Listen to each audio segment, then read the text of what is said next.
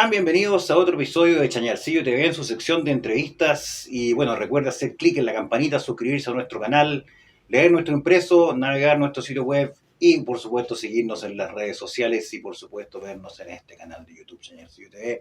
Y hoy me encuentro con dos personas muy interesantes que vamos a estar hablando. Esta entrevista les prometo va a ser interesantísima porque vamos a estar hablando de la contingencia y a la vez de la historia. Me encuentro con don Roberto Mazo, historiador, bueno, una persona muy reconocida acá dentro de la comunidad palestina, la comunidad árabe en Atacama, y también con Nur Eresi, ella es la presidenta de la Unión Árabe de Atacama.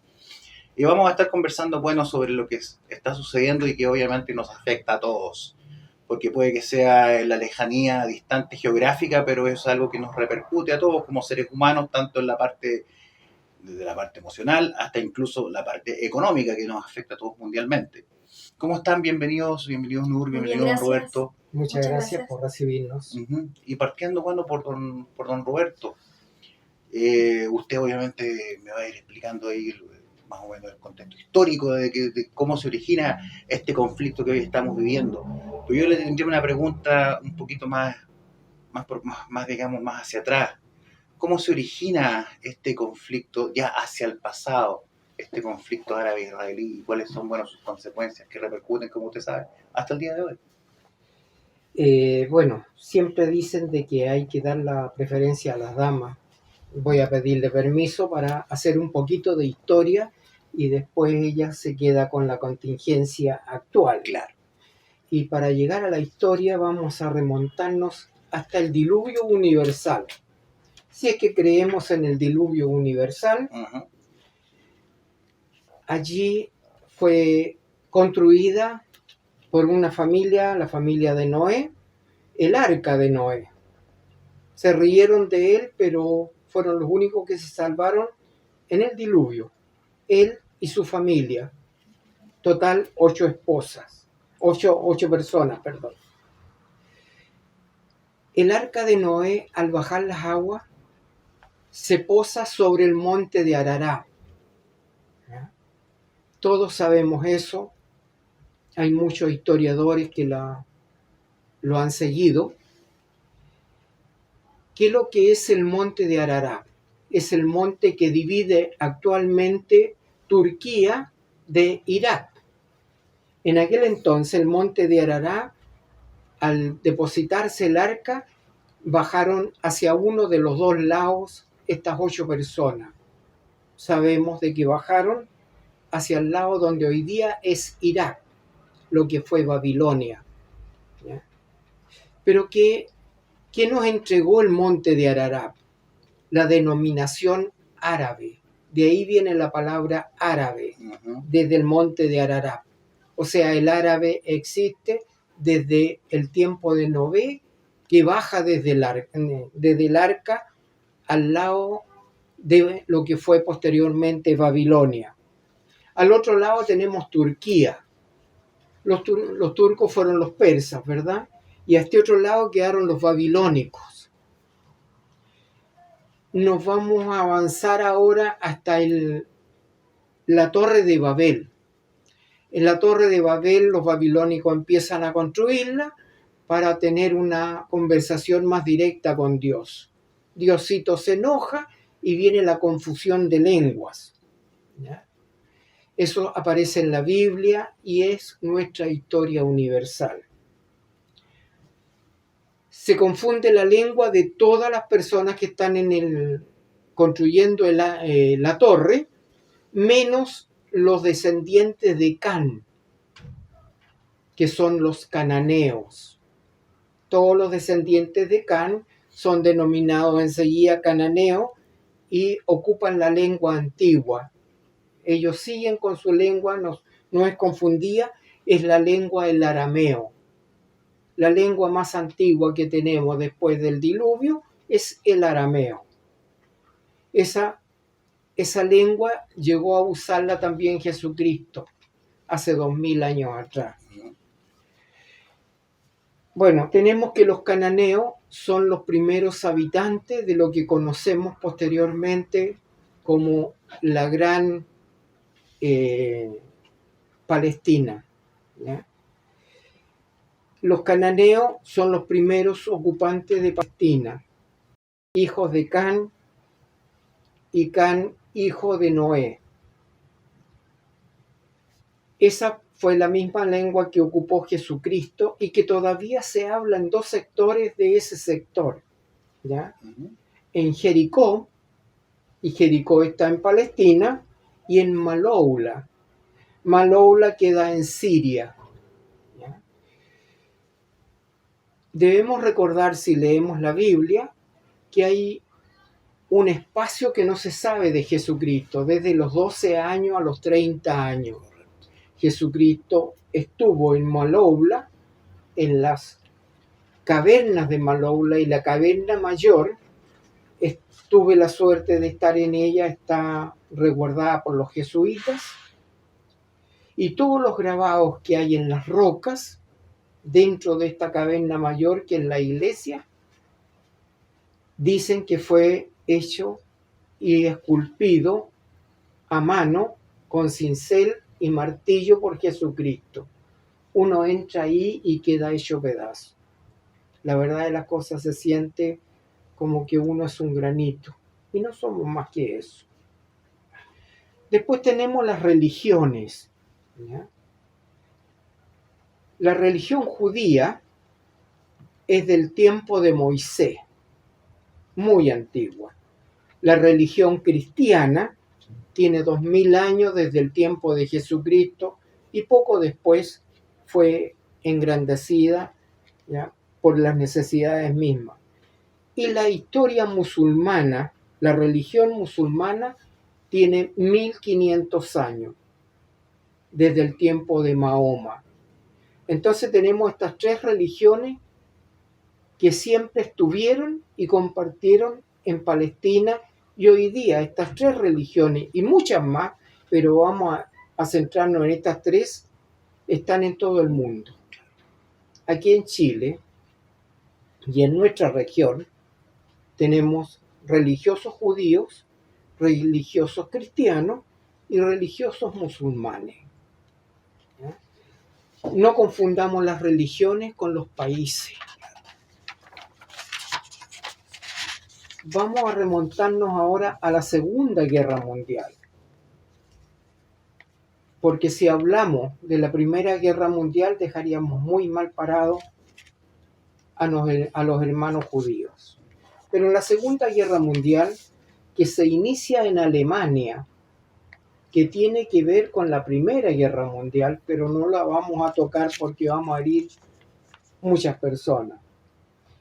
La Segunda Guerra Mundial tiene efectos en Alemania, Polonia, Italia, Austria, Francia, Rumania, Ucrania, España, Portugal, Suecia y Rusia. En estos 11 países se centró la guerra, empezando por Alemania, y fueron los alemanes tomando todo hasta llegar a Rusia. Pero después fueron abatidos, reducidos, ¿ya? Y termina la Segunda Guerra Mundial. Al terminar la Segunda Guerra Mundial, y aquí viene lo grande, ¿ya?, al término de la Segunda Guerra Mundial quedan en el exilio 700.000 judíos. ¿De dónde quedaron estos 700.000 judíos? De estos 11 países. Al terminar la guerra, cada uno de los países no aceptó que volvieran estos judíos de su exilio. Les cerró la puerta. Entonces Naciones Unidas dijo: tenemos que ponerlos en alguna parte. Vinieron algunas propuestas. Francia propone que sean enviados a Angola y se construya allá el pueblo de Israel. Lo que pedían estos judíos, ¿ya?, era que se les formara un pueblo para ellos. Francia, como digo, proponía Angola. Italia proponía el sur de Argentina, la Patagonia. Inglaterra propone los países árabes, ¿ya? Y eligen qué país árabe, ya que esa era para ellos la mejor alternativa, ya que todos los países árabes desde la Primera Guerra Mundial estaban bajo la tutela de Francia, de Italia y de Inglaterra. Entonces Inglaterra dijo, yo ofrezco que sea en Palestina. ¿Ya? Había un informe anterior que era de William Bradford que pedían que se construyera el pueblo palestino, el pueblo Israel. ¿Ya? Hasta ese momento no había pueblo de Israel. Sí, la religión judía, que todos la queremos y la respetamos, son nuestros hermanos. Entonces se propone que sea llevado estos 700.000 judíos hacia Palestina, ya que Palestina era un pueblo que tenía tierras, pero además no iba a tener resistencia, porque no tenía ejército, porque eran cabreros, porque era gente nómade, y todas estas alternativas servían como para dividirlos. Acá se presentó una resolución a Naciones Unidas. La cuestión palestina se planteó por primera vez ante la Asamblea General de 1947. Estamos hablando 76 años atrás, o sea, muy nuevito. En la resolución 181, la Asamblea divide Palestina en dos estados. Pero aquí viene la culpa de Naciones Unidas. Yo pregunto, yo soy un analfabeto, pero si me piden que divida una sandía o una manzana, o que divida mi casa, para dos familias, la voy a dividir por la mitad. Acá se hizo todo lo contrario. Se gestó malamente la división de Palestina. Desde 1948, bajo esta resolución, Palestina es dividida en Israel, Cisjordania, la Franja de Gaza y otros términos para aproximadamente las mismas áreas geográficas, incluyendo Canaán, Sion, la tierra de Israel y el sur de Siria, Eutremet y Tierra Santa. O sea, Palestina quedó dividida en el 47 en 8 partes. 3 se le entregaron en ese momento a los árabes palestinos, divididos en distintos sectores, y 3 se le entregaron a los judíos para que formen su Estado de Israel. 5 años después se iba a dividir otro sector de tierra y 10 años después se iba a decidir si Jerusalén era la capital de los árabes o Jerusalén era la capital de los israelitas. Nada de esto llegó a ocurrir. ¿Ya? Esto, recordemos, estaba bajo la tutela de Inglaterra. Inglaterra estaba tutelando a los palestinos en ese momento. ¿Qué es lo que ocurre?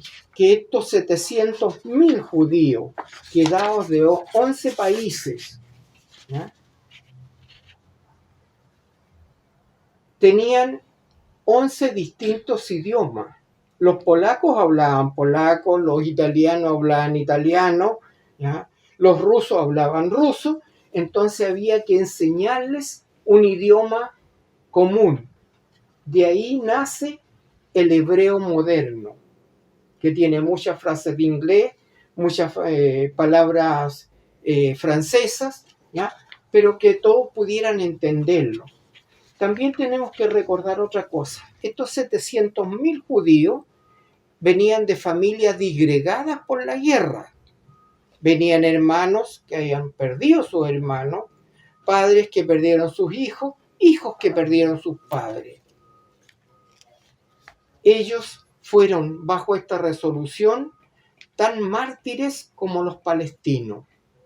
Si en aquel entonces Naciones Unidas hubiera dividido Palestina en dos, hoy día no tendríamos este conflicto. Habría una frontera. No existió frontera para los palestinos. Ahora, preguntémonos de qué porte era Palestina en ese momento. Es similar en territorio a la tercera región de Atacama. ¿Ya? Es dividido en 8 partes, más 2 que serían designadas posterior. Para proteger a estos 700.000 judíos, que aquí ya viene algo ya concertado, se crea el ejército de Israel. Para proteger a estos 700.000 judíos, que eran judíos disgregados por la guerra, que no tenían un idioma común, se trae a personas de distintas partes del mundo, soldados, un total de 800.000 para proteger a 700.000 o diseminar a los árabes palestinos de donde estaban en su tierra. Estos soldados prontamente empezaron a molestarle los ingleses que estaban tutelando a los palestinos. Hubieron grandes muertes, grandes masacres.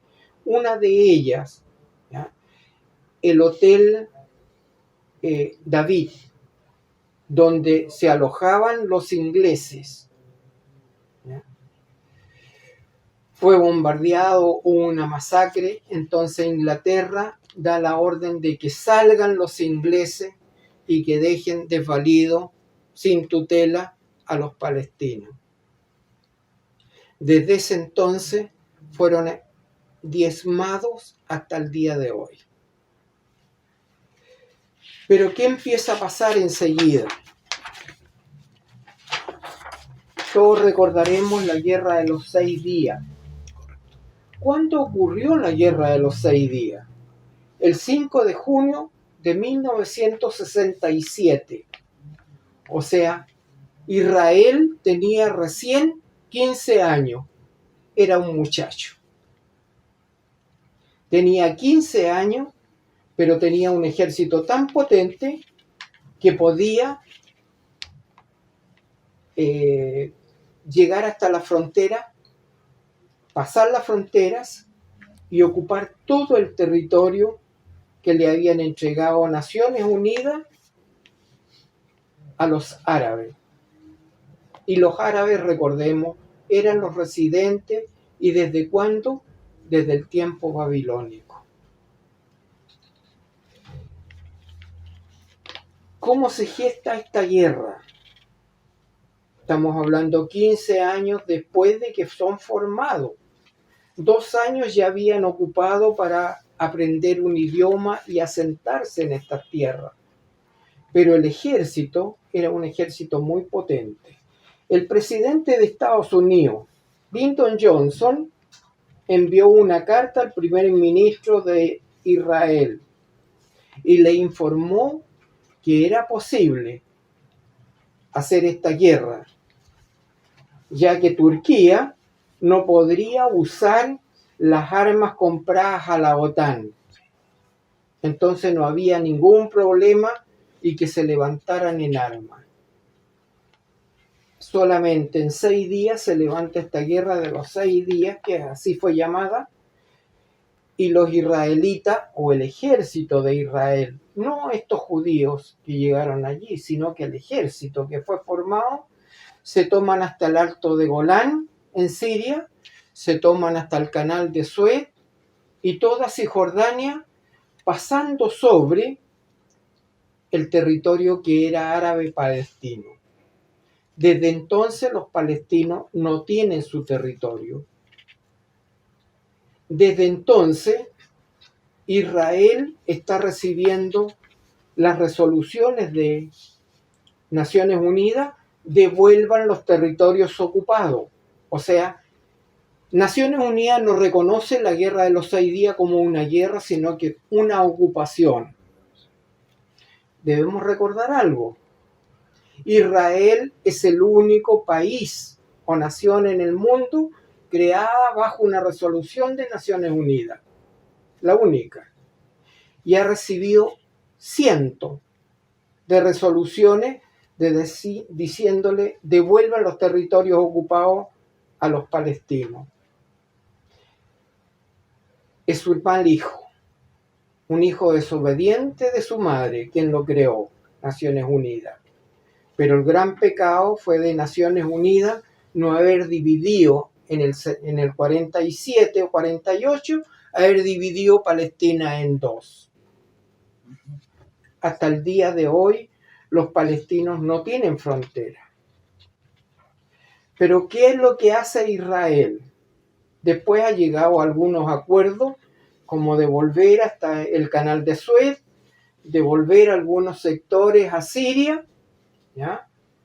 Pero a los palestinos residentes y sus hermanos, debemos recordar que todos estos eran hermanos en un principio, no les ha entregado la tierra, sino que los reduce a lo que se llama en estos momentos Gaza y Cisjordania. Hoy día los palestinos, después de la guerra de los 6 días, los israelitas le dicen, hoy día todo esto es nuestro territorio. Y ustedes se van y se quedan ahí en ese rincón. Gaza, podremos decir nosotros los atacameños, es como Caldera y Bahía Inglesa. Es un territorio muy pequeño que se les entrega para que allí queden encerrados. Es una gran cárcel donde no tienen nada.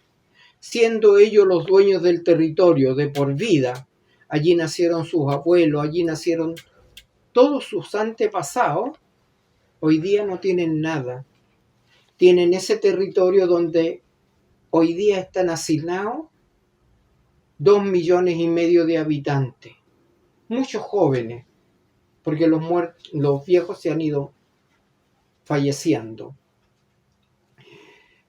Tienen costa, pero ni siquiera pueden tomar un pescado, ni salir a la mar, porque están los barcos impidiendo que eso ocurra para que tampoco les llegue nada desde afuera. El ministro actual, vez que ha estado de ministro, ha ocurrido una gran matanza. Y cada vez es más grande. Y cada vez es más dolorosa.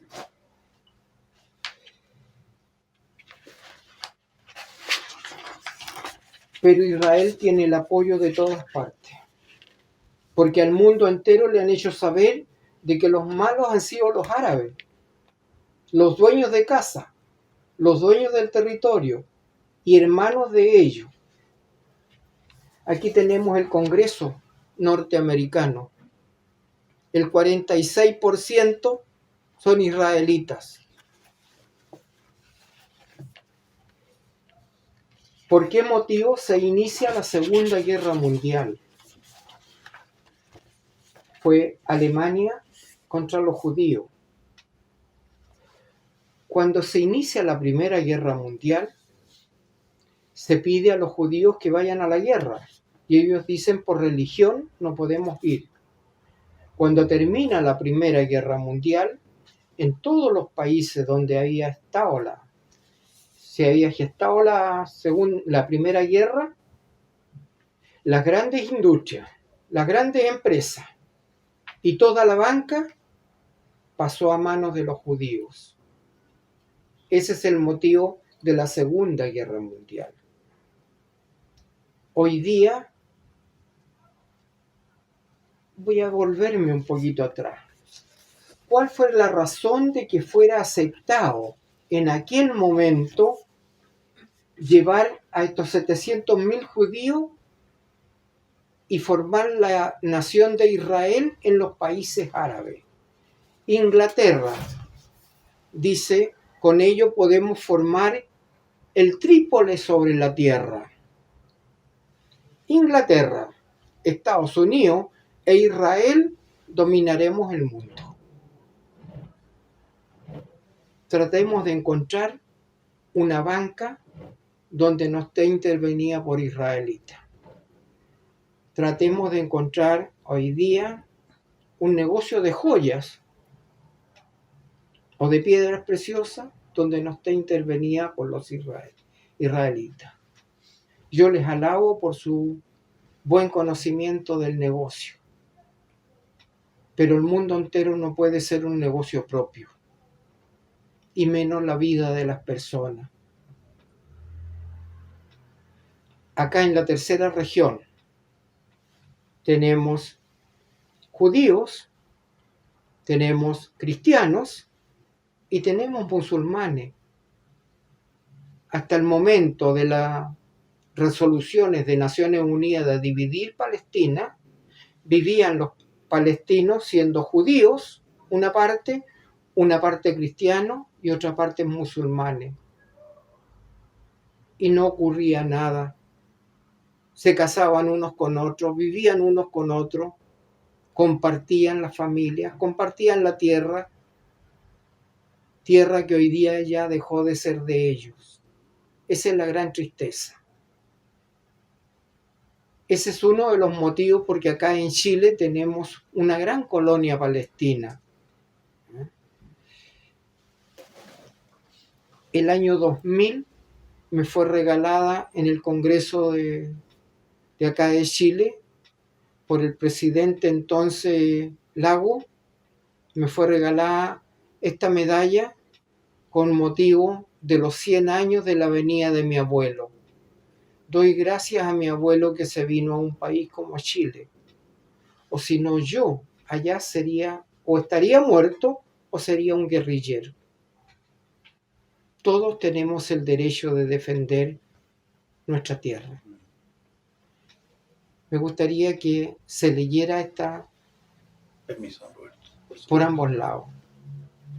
Dice palestinos. Un siglo de savia con V, de savia se refiere a la savia del árbol, creadora. Y sale una imagen muy linda ahí de Jerusalén, Palestina, chileno-palestino. Factor de desarrollo e integración nacional. Muy linda medalla, Roberto. Casi me no sé qué tocar.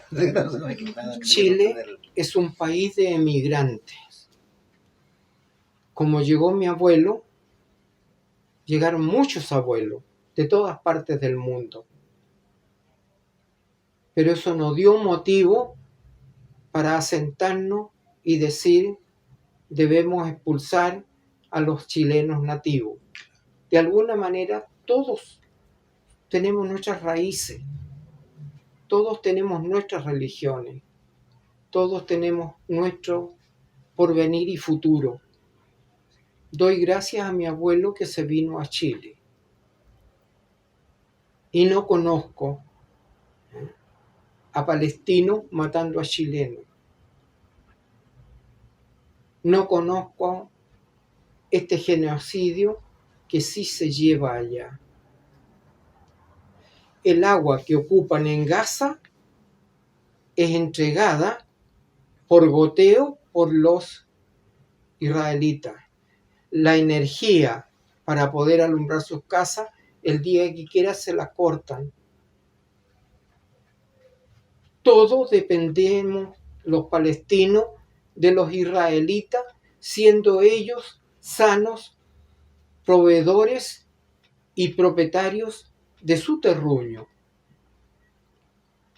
Hay tanta historia. Yo he recorrido 7 veces Tierra Santa y recorrido 7 veces por donde pasó Jesucristo.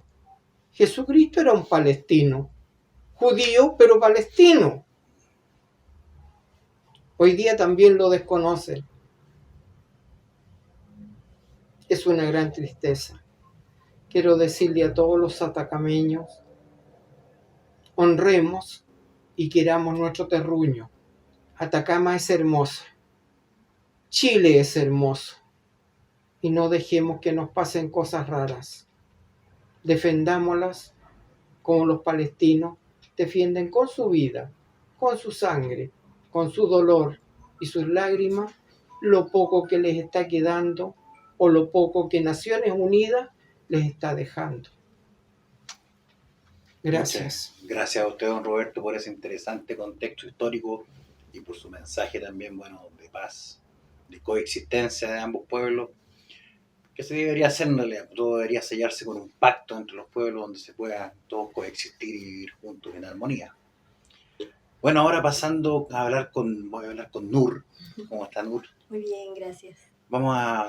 Ya don Roberto nos dio un interesantísimo contexto histórico de lo que está sucediendo ahora. Pasemos a hablar un poquito de lo que es la contingencia. ¿Cuál es la visión que tiene usted, Nur, y la comunidad árabe en realidad en Atacama y en Chile, porque usted también está involucrada en asociaciones árabes en Chile? Exacto. Sobre lo que está sucediendo? Le voy a hacer una pregunta bien directa. En realidad parece ser una respuesta defensiva exagerada de parte de Israel lo que está sucediendo. Por supuesto. Bueno, primero que todo, era muy importante e interesante escuchar las palabras de don Roberto, porque nos remontamos a los años donde todo comenzó. Claro. Mucha gente hoy en día escucha las noticias y dice, Israel solo se está defendiendo. Y realmente no puede estar defendiéndose de alguien que no tiene ejército, de un pueblo que está desarmado y que antes ellos eran los dueños de casa. Yo conozco muchos judíos que están en desacuerdo con Israel y dicen, no en nuestro nombre, están ocupando el nombre de nosotros, de los judíos, para hacer daño a los palestinos, cuando los palestinos fueron quienes nos abrieron la puerta de su casa. Muchos palestinos recibieron amablemente a los judíos, eran, como dice don Roberto, eran amigos, antes se conversaban, llevaban una buena vida, judíos, cristianos y musulmanes. No habían estas discordias por tierra ni nada, pero fue el error de la partición. Claro. Después de esa partición también empezaron a abusar, digámoslo como son las cosas, a abusar porque si a ellos les correspondía un porcentaje de tierra, querían más, y luego más, y luego más, y fueron desplazando a los palestinos. En el año 48 desplazaron más de 700.000 palestinos desde sus propias tierras porque se metían a sus casas, así, tal cual se metían a sus casas, le decían salgan porque aquí va a entrar una familia judía. Y desde ese entonces no han parado de hacerlo.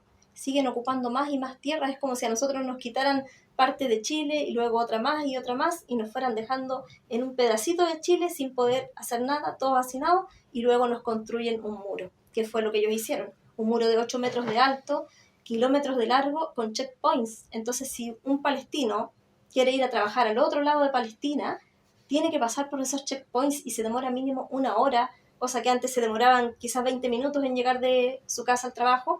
Ahora se demoran muchísimo, pasan por humillaciones, porque no solamente pasar los checkpoints, que son como unas cárceles, como unos túneles, sino que lo humillan. Si a un soldado se le da la gana, le dispara, o si se le da la gana, no pasa y no lo deja ir. Entonces es realmente terrible como viven los palestinos hoy en día. Están viviendo hoy en día, después del 7 de octubre, una matanza sin precedentes, una matanza realmente sangre fría, y esto no es defensa. Como usted dice, se les pasó la mano, no es autodefensa ni es defensa, porque los palestinos están en su tierra. Entonces, ¿de qué se están defendiendo ellos si son ellos los que deben retirarse?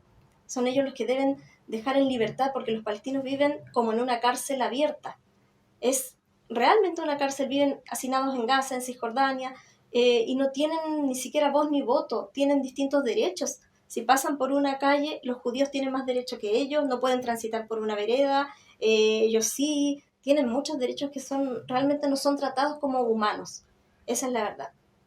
Y no pueden seguir siendo tratados así. Se están pasando a llevar sus derechos fundamentales, los derechos más básicos, que son tener agua, luz, alimentos. No se dejan pasar medicamentos ahora. Ahora, recién hoy día bombardearon un hospital y una ambulancia. Entonces, si fuera defensa, ellos estarían disparando a militares o a un ejército. Están matando a civiles y en especial a niños. Hasta el día de hoy ya van casi 10.000 los muertos en Palestina. Es una cifra demasiado trágica. En pocos días. En pocos días, imagínense, ni un mes ha pasado y ya han muerto más de 8.500 palestinos. Muy poco tiempo. Es demasiado, y lamentablemente la mayoría son tercera edad, son niños pequeños, niños que están atemorizados porque han perdido a sus padres, no tienen esperanza, no tienen sueños porque piensan que mañana ya van a amanecer muertos. porque día a día bombardean las casas. Ellos no están bombardeando como dicen, un sitio de Hamas, o no están bombardeando eso, sino que están bombardeando hospitales, escuelas, refugios.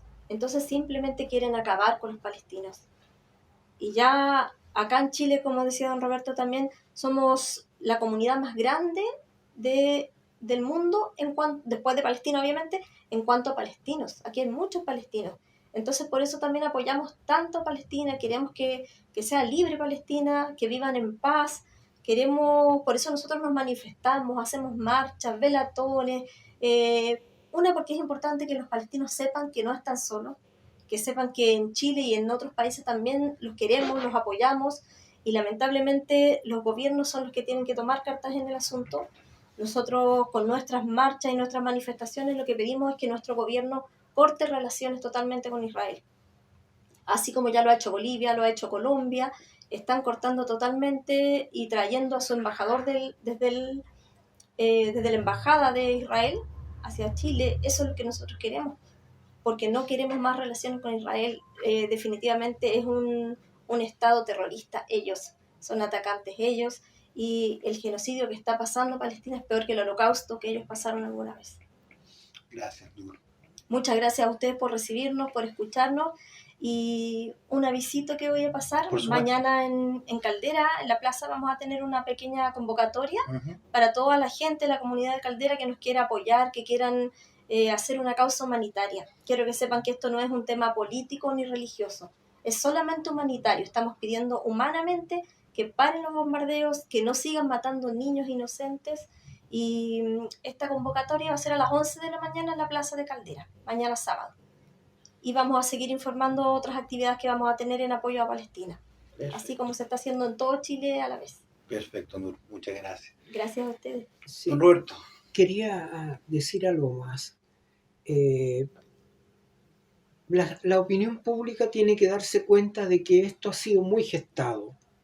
Tanto es así que en Palestina, y esto lo vi, llegaban con máquinas y arrasaban con las casas de los palestinos.